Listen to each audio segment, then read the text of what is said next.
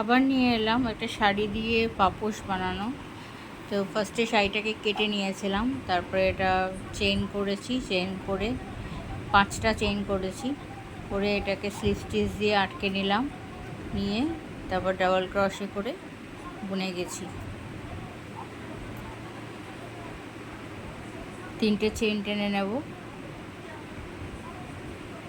শাড়ি তো বেশ মোটা।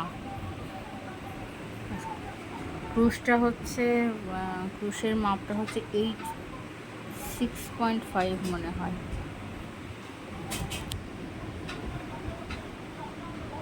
দেখা যাচ্ছে